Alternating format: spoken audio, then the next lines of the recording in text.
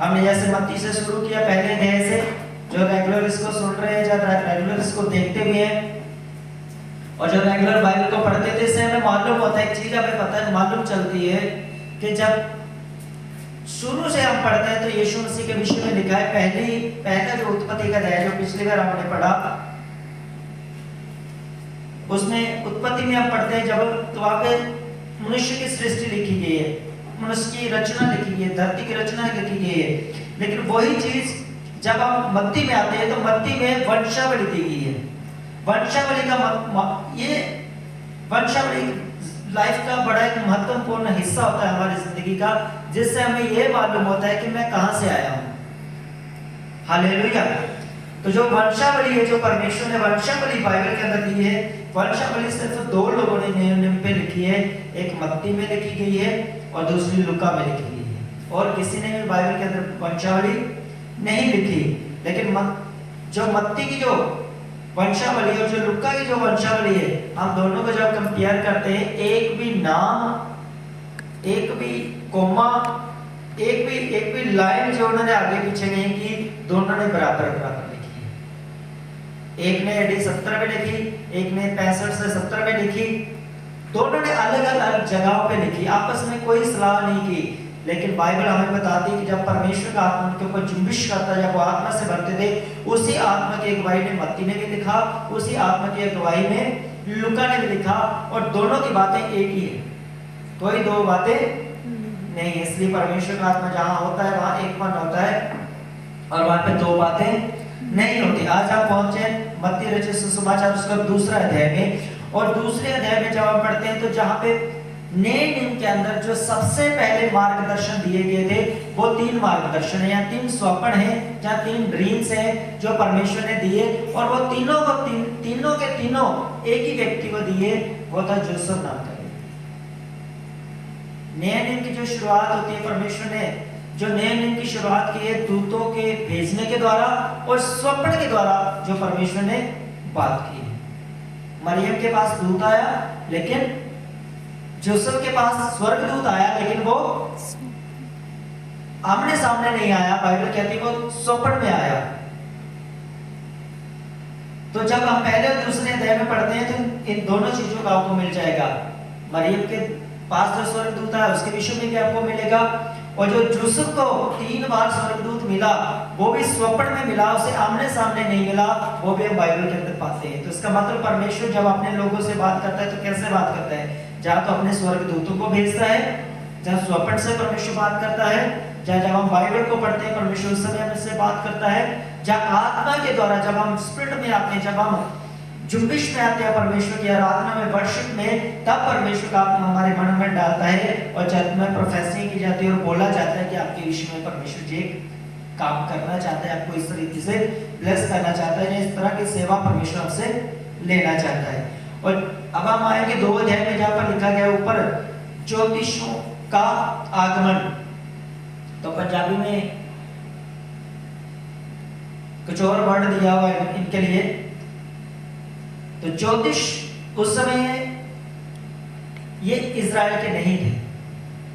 जो ज्योतिष जो हमारी लोकल भाषा में कहें, जो हाथ देखने वाले, फ्यूचर को बताने वाले, ऐसे जो लोग थे वो दूर देश से आए यरूशलेम के अंदर, और यरूशलेम के अंदर वो जब आए वो सीधा जाकर मिल रहे हेरोदेस राजा के पास, और उससे जाके पूछ रहे, कहते हैं हमने तारा देखा है, हमने तारे को देखा है, जो यरूशलेम के अंदर जो राजा पैदा होने वाला है वो राजा पैदा हो चुका है, हम उसे प्रणाम करने के लिए आए हैं, राजा तू हमें उसके पास ले चल।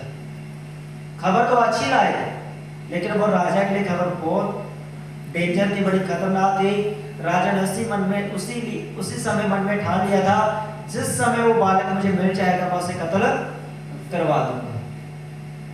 हालेलुया। तो बाइबल कहते हैं जैसे वो आए, और कहां पे आए, उन्होंने कहा राजा से, 2 आयत में लिखा है यहूदियों का राजा जिसका जन्म हुआ है कहां है, क्योंकि हमने पूर्व में उसका तारा देखा है और उसको प्रणाम करने को आए हैं। क्या कह रहे हैं पंडित लोग?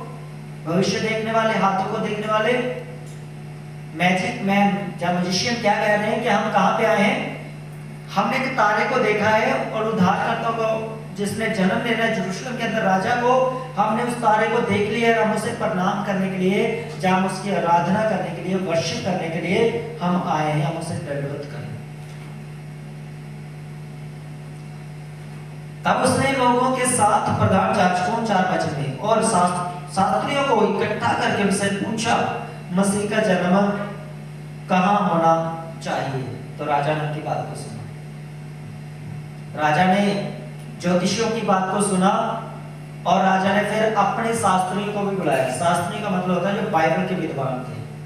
प्रधानों को बुलाया। प्रधान थे उस समय जो शास्त्रियों के ऊपर, जो परमेश्वर के भवन के ऊपर, जहाँ उस समय जो राजा के प्रधान थे, राजा ने उनको भी बुलाया और उनसे पूछा पवित्र शास्त्र के अनुसार, बाइबल के अनुसार, जो पुराने नियम की जो भविष्यवाणियां है उनके अनुसार जो है मसीह का जो जन्म होना चाहिए वो कहाँ पे होना चाहिए, उनसे पूछा उन्होंने राजा ने। उन्होंने उससे कहा यहूदिया के बैतलहम में, क्योंकि भविष्यवक्ता के द्वारा यूं लिखा गया है, हे बैतलहम तू जो यहूदा के प्रदेश में है, तू किसी भी रीति से यहूदा के अधिकारियों में से छोटा नहीं, क्योंकि तुझ में से एक अधिपति निकलेगा जो मेरी प्रजा इजराइल की रखवाली करेगा। उन्होंने आयत पढ़ के सुना दी। ज्योतिषी तो थे ही थे, विद्वान, लेकिन बाइबल के टीचर, बाइबल के स्कॉलर, बाइबल को पढ़ने वाले उनसे भी ज्यादा विद्वान निकले। और उन्होंने कहा ये जो बात राजा कह रहे हैं वो सच्ची है, और बाइबल के अनुसार, जिशाया के अनुसार, होशे के अनुसार, जकरिया के अनुसार, जो पुराने भविष्यवक्ता हैं उनके शब्दों के अनुसार, होशे के अनुसार बाइबल कहती है जो यीशु मसीह का जो राजा का, जो यहूदियों का जो राजा उद्धार करता है, मसीहा जो है, उसका जो जन्म होना है वो बैतलहम में होना है, यहूदा के एक प्रांत में, यहूदा प्रांत के अंदर बैतलहम में प्रभु यीशु मसीह का जन्म होना है। तो यहूदा ये प्रांत कौन था? पहले हमें इसे भी जानना चाहिए। यहूदा प्रांत को जब हम पढ़ते हैं तो यहूदा एक प्रांत नहीं, यहूदा एक व्यक्ति है। पुराने नियम में जब हम पढ़ते हैं अब्राहम, इसहाक, याकूब, और याकूब की जो संतानें हुई उसके 12 पुत्र हुए। उन 12 पुत्रों में से एक का नाम था यहूदा। हालेलुया। और बाइबल कहती है पर गुलामी में जब वो चले गए और गुलामी के बाद जब वो वापस आए, मूसा उनको लेकर आया, तो एक यहूदा, लेवी, जो जिनके नाम थे 12 गोत्रों के, 12 पुत्रों के, वो एक बड़े गोत्र बन चुके थे। उनकी पीढ़ियां आगे इतनी हो चुकी थी, लाखों लोग हो चुके थे। अगर यहूदा की बात करें तो यहूदा के उस समय जो लोग थे कम से कम 4-5 लाख से ऊपर लोग एक ही व्यक्ति के, एक व्यक्ति के हो चुके थे उस समय। इतनी पीढ़ी, इतनी उसकी जनसंख्या हो चुकी थी। तो यहूदा मतलब एक प्रांत नहीं, यहूदा मतलब एक व्यक्ति, और एक व्यक्ति के द्वारा परमेश्वर ने उसे इतना बढ़ाया, उतनी उसे बच्चों की, नाते पोतों की आशीष दी। अब उसका एक देश बन चुका है, उसका अपना एक प्रांत बन चुका है, और यहूदा एक गोत्र बन चुका है। और जो भविष्यवाणी हुई थी नए नियम के अंदर, पुराने नियम के अंदर, कि यीशु मसीह यहूदा में से निकलेगा, तो यहूदा में से मतलब यहूदा गोत्र में से यीशु मसीह पैदा होगा। हालेलुया। तो यहूदा गोत्र और यहूदा प्रांत, यानी जो यहूदा गोत्र के जहां लोग रहते हैं, जहां यहूदा गोत्र रहता है, अब यहूदा गोत्र के अंदर से यीशु मसीह ने जन्म लेना है। अब यहूदा गोत्र का एक व्यक्ति था यूसुफ नाम, जो जो जो जो जो यरूशलेम के अंदर रहता था। और जब, और बाइबल कहती है कि जैसे जनगणना का टाइम आया, उसको बताया गया कि तुम्हें अब जनगणना करवानी है, तो वो भी यरूशलेम को गया। लेकिन मार्गदर्शन में जहां पर पीछे अब जब आप पढ़ते हैं तो परमेश्वर के दूत ने उससे बात की, आपस में बातचीत की, और इधर राजा भी बातचीत कर रहा है। और राजा कह रहा है कि बैतलहम के, शास्त्री कह रहे हैं राजा को, ज्योतिषी कह रहे हैं राजा को कि बैतलहम के यहूदा प्रांत के अंदर यीशु मसीह का जन्म होगा। तो यहूदा तो हो गया, एक तो गोत्र हो गया। अब जो बैतलहम का जो मतलब है, जिसे बैतलहम कहते हैं, बैतलहम का जो मतलब है बोलता है रोटी का घर। हालेलुया। बैतलहम हो गया, यरूशलेम हो गया। कुछ प्रांत बाइबल के अंदर ऐसे हैं जो अलग अलग नाम के वो कहते हैं, लेकिन उनका मतलब एक ही होता है कि रोटी का घर। अब यीशु मसीह ने कहां पे जन्म लिया? रोटी का घर। लेकिन बाइबल कहती है उनके पास खाने के लिए कुछ नहीं था, यीशु मसीह को डिलीवर करने के लिए या दुनिया में लाने के लिए उसके माता पिता के पास अपनी जगह नहीं थी, कि गौशाला में एक ऐसी गंदगी जगह में जो जहाँ इमरजेंसी उनको जो है रुकना पड़ा, ना चाहते हुए, मतलब आगे जाना चाहते थे लेकिन मरियम आगे जा ही नहीं पाई, पीड़ा इतनी हुई, टाइम पूरा हो चुका था, उनको रास्ते में ही बच्चे को डिलीवर करना पड़ा, उसे रास्ते में ही यीशु मसीह को जन्म देना पड़ा। जब वो जन्म दे चुकी तो लोगों ने स्टार को देखा, तारे को देखा और राजा को बताया कि हम उसे दंडवत करने के लिए आए हैं, हम उसकी प्रस्तुति करने के लिए आए हैं। तो राजा ने अपने दूतों को, राजा के दूतों का मतलब था शास्त्री, फरीसी, सदूकी, उसके प्रधान बच्चे के पीछे लगा दिए कि जाओ उसे ढूंढो, और ज्योतिषों को भी कहा जब तुम्हें बच्चा मिल जाए तो आके मुझे बताना ताकि मैं भी उसकी आराधना करूं। और बाइबल कहती है उसने इसलिए नहीं कहा कि वो उसकी आराधना करना चाहता था, इसके अंदर लिखा गया 2 अध्याय में, उसने इसलिए कहा क्योंकि वो बच्चे को मरवा देना चाहता था, क्योंकि वो कभी नहीं चाहता था उसकी जगह कोई दूसरा राजा बने।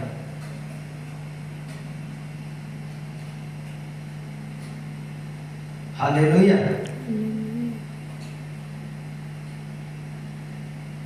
जब ज्योतिषी चले गए, उन्होंने दर्शन किया यीशु मसीह का, वो मिले प्रभु यीशु मसीह से। 11 आयत में लिखा है उन्होंने उस घर में पहुंचकर उस बालक को उसकी माता मरियम के साथ देखा और मुंह के बल गिरकर बालक को दंडवत प्रणाम किया और अपना थैला खोलकर उसको सोना और लोबान और गंधरस की भेंट चढ़ाई। जो ज्योतिषी लोग आए थे और वो प्रभु यीशु मसीह के लिए थैले में क्या लेकर आए? सोना लेकर आए, लोबान लेकर आए और गंधरस की भेंट लेकर आए। तब स्वप्न में ये चेतावनी पाकर कि हेरोदेस के पास फिर ना जाना, वे दूसरे मार्ग से अपने देश को चले गए। जहां पर जो है बाइबल की 12 आयत में एक टॉपिक खत्म हो जाता है, दूसरा शुरू हो जाता है कि जो ज्योतिषों का जो स्टोरी है वो एक आयत से लेकर दूसरे है कि 12 आयत तक बाइबल कहते हैं ज्योतिषों को भी स्वर्गदूत ने मार्गदर्शन दिया और उनसे कहा कि राजा के पास मत जाना, उनको चेतावनी दी कि राजा को कोई खबर मत देना कि बालक कहाँ पे पैदा हुआ, पूरा ठिकाना मत बताना। ये तो मत तुमने बता दिया कि बैतलहम में पैदा हुआ, लेकिन बैतलहम में कहाँ पैदा हुआ है ये मत बताना। इसलिए स्वर्गदूतों ने ज्योतिषों को भी मार्गदर्शन दिया और ज्योतिषी बाइबल कहती है वो राजा के पास वापस ना गए, वो किसी दूसरे मार्ग से अपने देश को वापस चले गए। हालेलुया। उसके बाद आता है मिस्र देश को जाना, यानी मिस्र देश की ओर।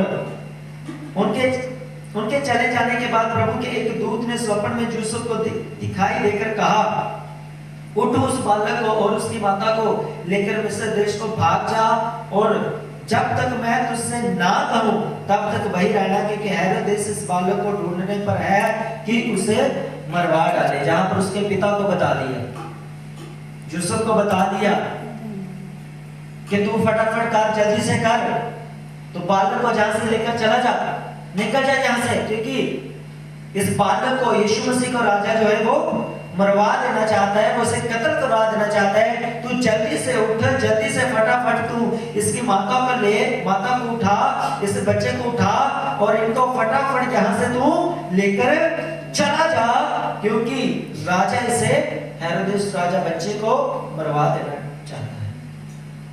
तो बाइबल कहती है मुताबिक वह रात ही को उठकर बालक और उसकी माता को लेकर मिस्र को चला गया। किस देश में गया वो? मिस्र। मिस्र कौन है? इजराइलियों का बाइबल कहती है दुश्मन। मिस्री लोग कौन है? ये वो लोग थे जिन्होंने इजराइलियों को सालों साल गुलामी में रखा, लेकिन यीशु मसीह को पैदा होते ही कहां पर जाना पड़ा?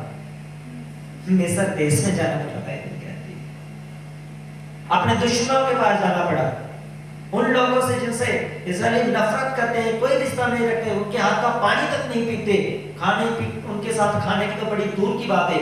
यीशु मसीह को जन्म लेते ही उनके देश में जाना पड़ा। उसका रीजन क्या था? यीशु मसीह ने क्या कहा? सबसे बड़ी आज्ञा क्या है? आपस में प्रेम रखना और अपने पड़ोसी को भी अपने समान प्रेम रखना। ये जो बच्चा तो यीशु मसीह ने पैदा होते ही पूरा कर दिया। किसके पास चला गया यीशु मसीह? सीधा ही मिस्र में चला गया। हालेलुया। उसे अपनों के पास खतरा है, लेकिन मिस्र के पास कोई खतरा नहीं। यीशु मसीह को अपनों ने क्रूस पर चढ़ाया, लेकिन मिस्र ने क्रूस पर नहीं चढ़ाया। बाइबल कहती है उसके पिता ने रात ही को, जब परमेश्वर का कोई काम करने को आपको बोलता है, मुझे और आपको जब परमेश्वर काम करने के लिए बोलता है, तो याद रखें उस काम में कभी देर मत करें। अगर यूसुफ, बाइबल कहती है जैसे उसने मार्गदर्शन को पाया, रात को सोया हुआ है बड़े आराम से, उसकी पत्नी सोई हुई है, बच्चा उनकी गोद में है, सोया हुआ है, और सपना आता है। स्वप्न में स्वर्गदूत आकर बोलता है जल्दी से कर, फटाफट उठ, जो तो इस बच्चे के जो खोजी है प्राणी है वो उसे ढूंढ रहे हैं, वो उसे मारना चाहते हैं, तो उसे लेकर जहां से चला जाओ। यूसुफ को कुछ भी सूझबूझ ना आई, और सीधा उठा और मिस्र को चल पड़े, क्योंकि अपने देश में रहता, उसे मालूम था मुझे खतरा है। अपने देश में उसे ढूंढा जा सकता था, अपने देश में उसे पकड़ा जा सकता था, इसलिए वो दूसरे देश में गया, मिस्र के बीच में गया, क्योंकि वहां ढूंढना उसको मुश्किल था। अगर उसे वहां जाकर मिलते तो आपस दोनों में झगड़ा हो सकता था, मिस्री और इजरायली में लड़ाई हो सकती थी। पर उस समय इजरायली और मिस्री साथ साथ में रहते थे, बाउंड्रीज के अंदर रहते थे, वो रहते तो पास पास में थे, लेकिन आपस में कोई मेल जोल उनका नहीं था। मिस्र और इजराइल दोनों आस पास में ही है। पर एक बात यहाँ पर बाइबल कहती है, जोसेफ ने रात को ही उठकर वो सीधा मिस्र को चला गया, जहां पे होता है मेन मिनिस्ट्री का स्टेप। यहाँ है परमेश्वर की सेवा करने के लिए स्टेप लेना, जहाँ परमेश्वर के काम को करने के लिए कदम बढ़ाना। जहाँ कई आज हमारे आसपास लोग कहते हैं सेवा करेंगे, सेवा करेंगे, सेवा करेंगे, उनके बस फ्यूचर ही होता है उनके मन में, सेवा करेंगे, सेवा करेंगे, सेवा करेंगे, लेकिन सेवा करने के लिए कोई भी कदम आज तक बढ़ाया नहीं, परमेश्वर के लिए कुछ भी नहीं किया। इसलिए वो उसी जगह के ऊपर वही है क्योंकि परमेश्वर के लिए उन्होंने अपने कदम को नहीं बढ़ाया। और बाइबल कहती है जैसे ही यूसुफ ने अपने कदम को बढ़ाया, उसने अपने प्राण को बचाया, उसने बच्चे के प्राण को बचाया, उसने मरियम अपनी पत्नी के प्राण को भी बचाया, उसने तीन जिंदगियों को बचाया। और उसी 3 जिंदगियों को बचाने के द्वारा जब उसने यीशु मसीह की बचपन में रक्षा की, यीशु मसीह ने क्रूस पर जान देकर और मुर्दों में से जिंदा होकर आज उसने मुझे और आपको भी बचाया है। हालेलुया। ये किसके प्रयास से हुआ? उसके पिता के, उसकी माता के, खासकर पिता से। पिता रात को उठता है, अपना गधा घोड़ा जो भी उसके पास था उसे तैयार करता है, आधी रात को उठता है, अपनी पत्नी को उठाता है, मरियम को उठाता है, बच्चे को गोद में लेकर, बाइबल कहती है वो रातों रात ही वहां पर चला जाता है। और जब वहां पर चला जाता है, कुछ देर रहता है, तो उसे बाद में खबर मिलती है कि राजा मर गया है। तो फिर वो वापस आता है, वो मैं बाद में बताऊंगा। जैसे ही रातों रात यूसुफ वहां से निकल गया, तो बाइबल कहती है राजा ने एक प्रमाण पत्र लिखा, उसने कहा कि जितने भी यहूदिया के अंदर, यानी कि यहूदा के अंदर, जिस प्रांत में यीशु मसीह का जन्म हुआ, यहूदिया के अंदर, यहूदा के अंदर जितने भी बच्चे 2 साल के जन्मे हुए हैं, एक दिन से लेकर 2 साल तक उन सबका कत्ल करवा दिया जाए। सोचो अगर यूसुफ एक रात रह जाता तो सुबह क्या हो जाता। हालेलुया। हो सकता है कि जैसे राजा को मालूम हुआ कि जो ज्योतिषी वो चले गए, हो सकता है उसने रात को ही लिख दिया हो, प्रमाण पत्र दे दिया हो, जाओ भाई आज रात को मार दो, सुबह जाके मार दो, जल्दी करो। अगर वो राजा था तो उसने ये नहीं कहा अगर सुबह मारना, उसने कहा रात को आदेश दे दे, जाओ अभी से जो मिलता है उनको कत्ल करना शुरू कर दो। तो वहां पर एक यिर्मयाह का भविष्यवक्ता का वर्ड शब्द जो एक आयत लिखी है पुराने में पूरा हुआ, 17 आयत में उसे पत्र लिखा है। तब जो वचन यिर्मयाह भविष्यवक्ता के द्वारा कहा गया था वह पूरा हुआ। रमा में एक करुण नाद सुनाई दिया, रोना और बड़ा विलाप। राहेल अपने बालकों के लिए रो रही थी और शांत ना होना चाहती थी क्योंकि वह अब नहीं रही। ये आयत कब लिखी थी? यीशु मसीह से पैदा होने से हजारों साल पहले, लेकिन ये पूरी कब हो रही है? लोगों को लगता था यिर्मयाह ये आए तो शायद उस समय लोगों को लगता था वो गुलामी से जब वो बाहर आ रहे थे तो गुलामी के अंदर उन्होंने बड़ी पीड़ा को सहा था, गुलामी के अंदर बड़ी उन्होंने रोना सहा था। तो उनको लगता था कि ये जब गुलामी के विषय में लिखता है कि परमेश्वर हमें जो है, परमेश्वर हमें ये कह रहा है कि तुम्हें बड़ा रोना है, बड़ा चिल्लाना है, उस गुलामी के अंदर तुम्हें कोई शांत करने वाला नहीं था। लेकिन एक्चुअल में ये जो आयत थी उन बच्चों के लिए थी जब यीशु मसीह पैदा हुआ, एक दिन से लेकर जन्म में शिशु से लेकर 2 साल के अंदर जब बच्चे उनको मरवा दिए गए, बाइबल कहती है उस समय उनकी माताओं को चुप कराने वाला कोई नहीं, उनको शांत कोई नहीं कर सकता था। जिनके बच्चे इनकी आंखों के सामने कत्ल किए गए, अगर ऐसा बच्चा कोई नॉर्मली मर जाए तो हम तो सभी दे सकते हैं कि कोई बात नहीं, परमेश्वर की इच्छा थी, खुदा की मर्जी से, उनके माता पिता हम तसल्ली दे सकते हैं। लेकिन अगर उन्हीं माता पिता के सामने आप उन्हीं के बच्चों को काटो, उनका गला काट दो या उनको मार दो, उनको पानी में डुबोकर, तो सोचो उनको कौन शांत कर सकता है।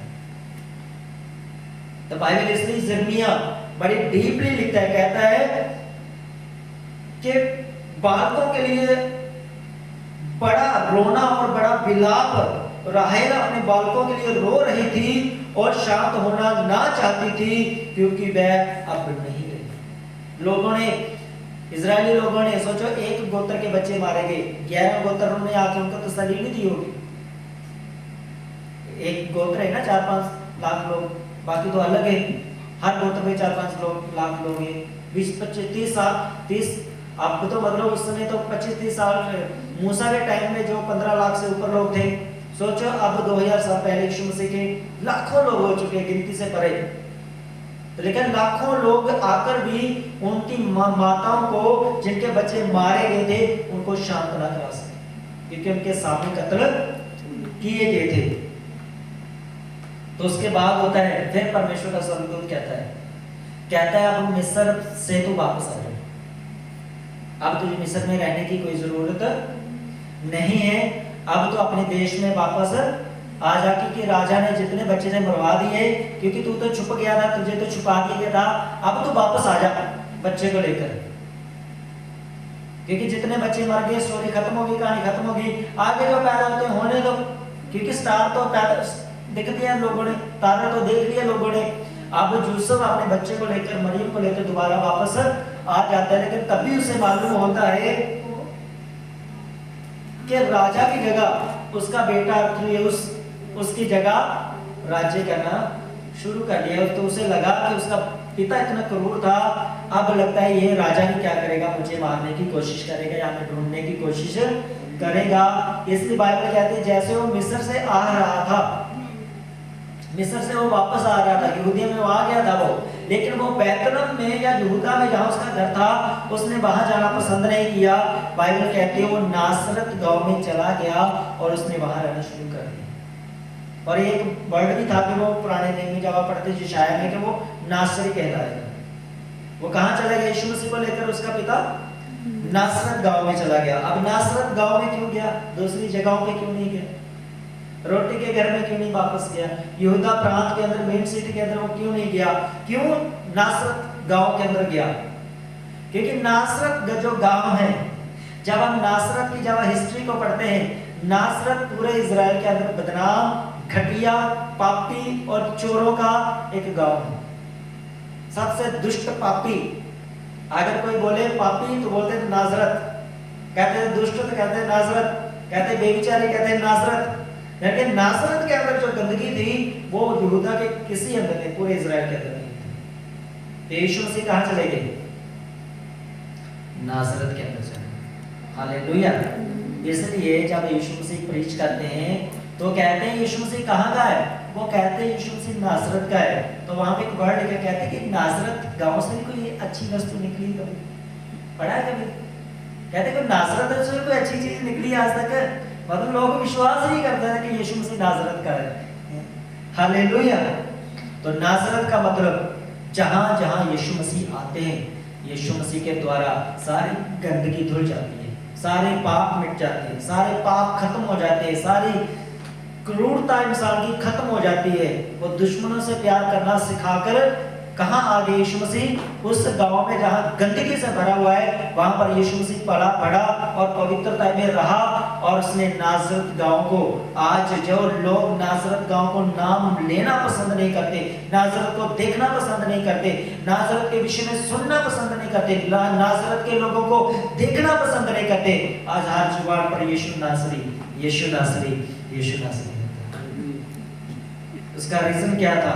जहां यीशु मसीह चले जाते हैं, जिथे यीशु मसीह आ जाते हैं, उथे फिर बल्ले बल्ले हो जाते हैं।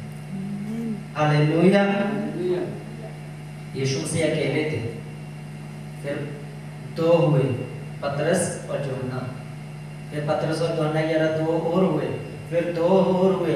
बाइबल कहते हैं यीशु मसीह एक से दो हुए, दो से वो तीन हुए, तीन से वो पांच हुए, पांच से वो 8 हुए, 8 से वो 12 हुए, और 12 से यीशु मसीह कहते हैं वो 5000 हुए। अधिक होते कि आज पूरी दुनिया के अंदर सबसे अगर ज्यादा कोई रहने वाले लोग हैं, तो बाइबल कहती है वो मसीही है। हालेलुया।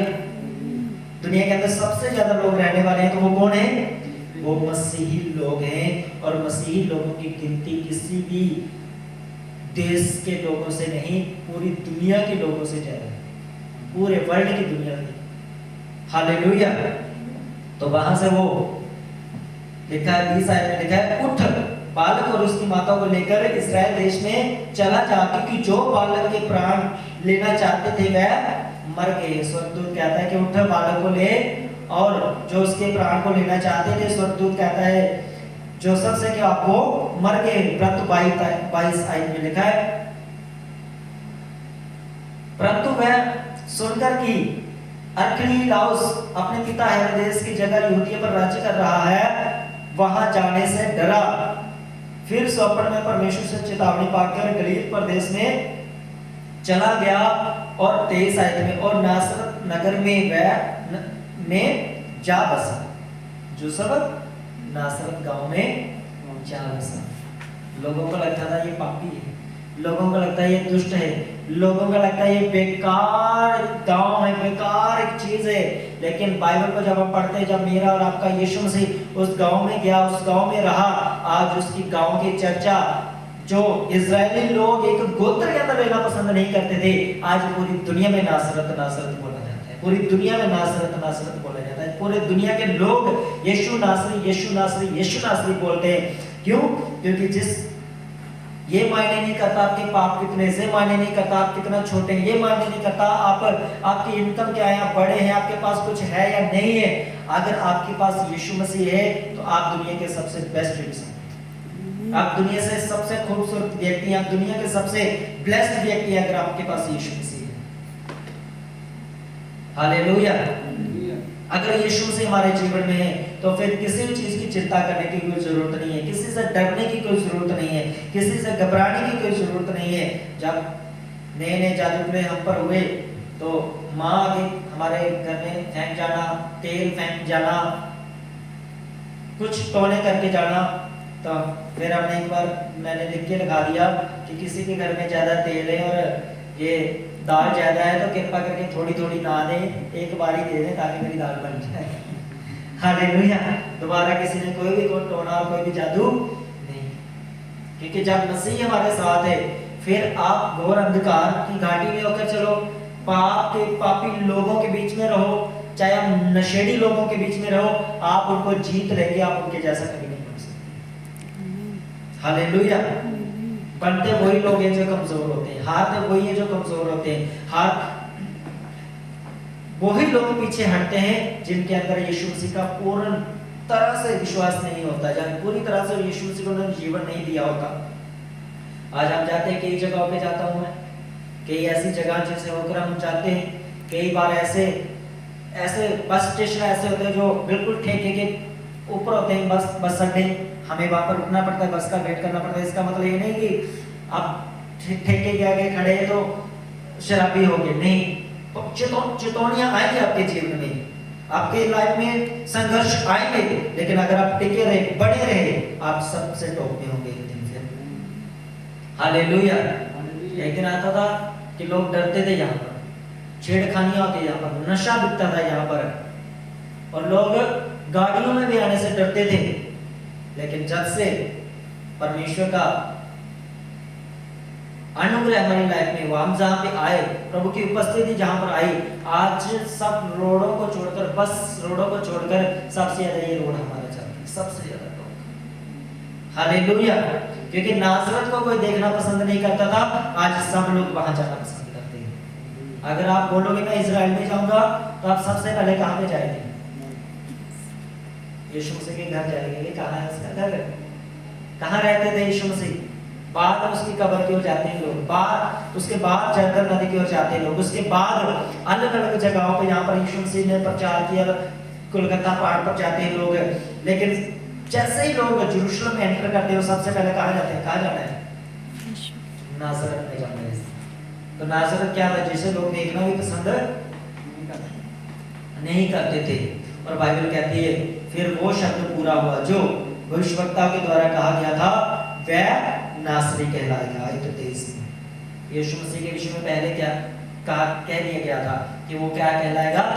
नासरी कहलाएगा। यानी परमेश्वर का जो प्लान था नासरत के लिए आपसे नहीं था, यशायाह से भी पहले था।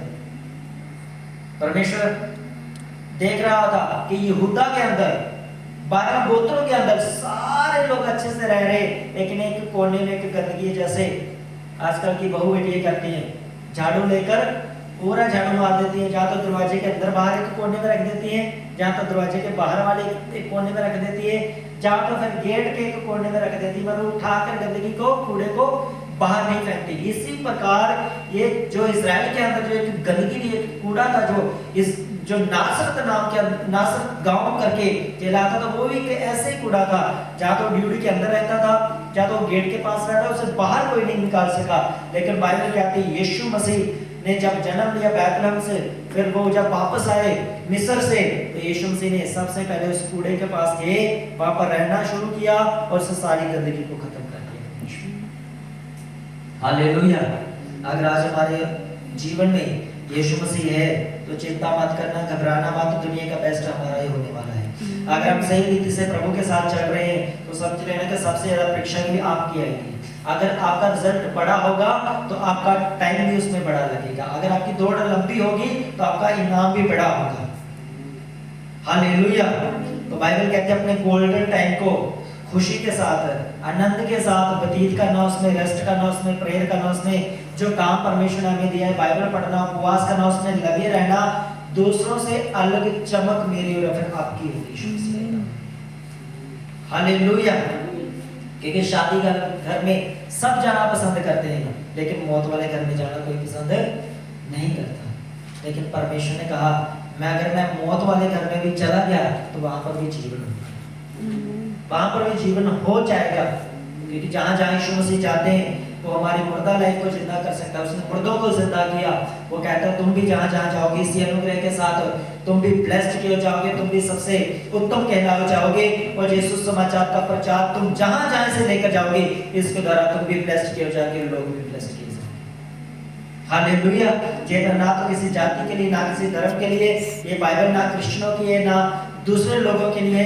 बाइबल कहती है जब भी हम इसे पढ़ते हैं इसके अंदर एक ही चीज लिखी गई है, वो है वर्ड ऑफ गॉड। यानी कि वर्ड ऑफ गॉड का मतलब होता है परमेश्वर के मुख के द्वारा बोला गया वचन। तो इसके अंदर कोई जाति मेंशन नहीं की, कोई धर्म मेंशन नहीं किया गया। लेकिन आज दुख के साथ कहना पड़ता है कि बहुत सारे मसीह हैं। एक व्यक्ति पठानकोट में मसीह को ग्रहण किया, दूसरे धर्म दूसरी जाति का था, वो स्टैंडर्ड रखने वाला व्यक्ति था, एक अच्छी साफ सफाई रखने वाला व्यक्ति था। उसके साथ ही क्रिश्चियन की फैमिली थी, तो उनके साथ भी अच्छी दोस्ती थी। पड़ोसी में तो बातचीत होती है पड़ोसी के बीच में, तो उठना बैठना भी था उनके साथ, प्रार्थना शुरू होगी तो उनके साथ मिलना शुरू कर दिया।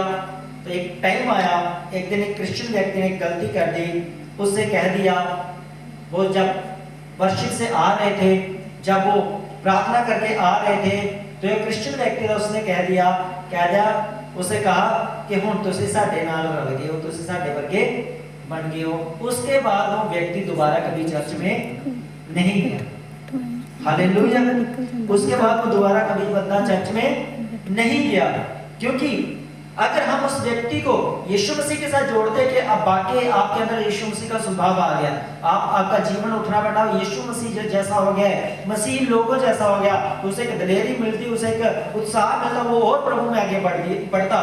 लेकिन उसे लगा कि शारीरिक रूप में मुझे किसी ने बोला है कि तुम भी साढ़े वर्गे बन गया हूं, तो उसे लगा कि ये लोग नशा भी करते हैं, ये लोग गालियां भी देते हैं, ये लोग दूसरे काम भी करते हैं, इसलिए वो धीरे धीरे मसीह से पीछे हटता गया। लेकिन उसके बेटे ने हिम्मत नहीं मानी, उसके बेटे ने पूरा जोर लगाया, फिर जो पीछे हट गया था व्यक्ति, वो फिर दोबारा अपने पिता को वापस मसीह में लेकर आया। हालेलुया। तो हमारा उठना बैठना, हमारा चलना फिरना, बाइबल कहती है सिर्फ मसीह को महिमा दे, मसीह को खुश करे, मसीह के कामों को हम करने पाए। जैसे जैसे इन कामों को करेंगे स्वर्ग दूत भी आपके लिए आएंगे। जो सबको लगता था मेरी शादी होने वाली है, बस हम तो बस शादी होगी, अपनी जिंदगी जिएंगे, उसे ये नहीं मालूम था ये शादी तुम्हारे लिए सबसे बड़ी प्रॉब्लम होने वाली है। परमेश्वर से शादी के द्वारा तुम्हें सबसे बड़ी बरकत भी देने वाला है। सबसे बड़ी प्रॉब्लम क्या है? जान आगे बढ़ने पर एक रात अगर उसी समय ना उठता, अगर 2 घंटे भी, 1 घंटा भी वो लेट कर देता या आधा घंटा भी लेट कर देता उठने से, तो सिपाहियों ने वहां पर पहुंच जाना था, बच्चे को भी मार देना था, हो सकता उनको भी मार देना। लेकिन उसने फुर्ती की, उसने जल्दी किया, बच्चे को भी बचाया, अपने प्राण को भी बचाया। आज बाइबल में उसका नाम भी यीशु मसीह के नाम के साथ जुड़ गया है, उसको भी फादर बोला जाता है। यीशु मसीह के संसारिक रीति से यीशु मसीह के पिता ही माने जाते हैं। हालेलुया। अब एक बात मैं आपको बता दूं माता पिता के ऊपर, जब हम वर्ड को पढ़ते हैं माता और पिता, जे इंग्लिश में मदर फादर बोला जाता है, हमारी भाषा में माता पिता बोला जाता है, पंजाबी में माँ प्यो बोला जाता है। लेकिन जब हम हिब्रू में पढ़ते हैं, इब्रानी में पढ़ते हैं, जिस भाषा में बाइबल लिखी गई, नेनी में, जुरानी में जब बाइबल लिखी गई, तो वहां पर माता पिता नहीं बोलते। यीशु मसीह की बात जो भाषा है उसके अंदर माता पिता नहीं बोलते। इसलिए बाइबल कहते हैं जब दाखरस खत्म हो गया था, यीशु मसीह ने कहा हे नारी मेरा तुझसे क्या काम हो। वो शब्द की ट्रांसलेशन जो गलत है, लेकिन वो शब्द सही है।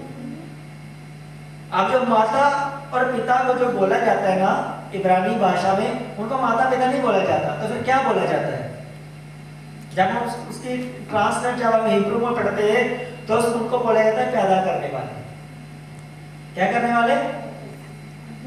जो भी कोई व्यक्ति आता है उसको माँ नहीं बोलता, बाप नहीं कहता, उसको कहते मेरा पैदा करने वाला है, ये मेरी पैदा करने वाली है। तो परमेश्वर ये कैसे, ये क्यों? इसमें हमें उत्पत्ति में जाना पड़ेगा। उत्पत्ति में जब पढ़ते हैं तो परमेश्वर ने सबसे पहले हमको कौन सा आशीर्वाद दिया था? ब्लेसिंग कौन सी दी थी? बरकत कौन सी दी थी?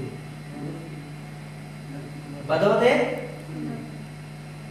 तो सब कुछ तो उनके पास था, खेत उनके पास थे, आदम और हवा के पास। फल वो थे जो हमने आज तक देखे भी नहीं और मर भी जाएंगे, शायद कोई देखेंगे भी नहीं वो फल टॉप लेवल के। उस समय सब चीजें तो उनके पास थी, तो फुलना मत बढ़ना किसमें था उनको? जब हम उनके शब्दों को इंग्लिश भाषा में पढ़ते हैं फिर वो आती है ट्रांसलेशन। देखिए be fruitful and be multiply, यानी कि फलदायक हो और फलों में बढ़ो। परमेश्वर का कहने का मतलब है कि तुम क्या बढ़ो, बी फ्रूटफुल। परमेश्वर एक हस्बैंड वाइफ को कह रहा है सब चीजें तुम्हारे सामने फ्रूटफुल है, लेकिन अब तुमने भी फ्रूटफुल होना है। जबकि तुमने भी क्या करना है? फल देना है। तो सिर्फ ये नहीं कहा परमेश्वर कि तुम्हें फल देना है, परमेश्वर ने ये कहा उन फलों में बढ़ना भी है। तो आज दुनिया के अंदर कोई ये नहीं कहता हमारा एक ही बच्चा हो, कम से कम 2, कम से कम क्या होने चाहिए? 2 होने चाहिए। तो माता पिता का मतलब होता है पैदा करने वाला और पैदा करने वाला, दोनों के लिए एक ही वर्ड दिया गया है। पिता के लिए पैदा करवाने वाला भी बोल सकते हैं, लेकिन बाइबल जब मैं पढ़ रहा था तो इसमें ये लिखा है पैदा करने वाले, ठीक है, मतलब जन्म देने वाले, यानी कि किसी चीज को पैदा करने वाले। माता और पिता का इब्रानी भाषा में, हिब्रू भाषा में इसका ये मतलब होता है। क्या होता है? वो माता पिता नहीं बोलते, क्या बोलते? मेरी पैदा करने वाली। उस भाषा में उनके लिए माता पिता है, लेकिन जब उसकी ट्रांसलेट जब हम सही हम पढ़ते तो मेरा ये पैदा करने वाला है। तो अगर सोचो यीशु से ने कहा है नारी मेरा तेरा अब क्या काम, तो क्या कहता उस समय? ये मेरे पैदा करने वाली कोई काम नहीं मेरा तेरा, कोई सेंटेंस होना था नहीं, तरीका होता है बोलने का।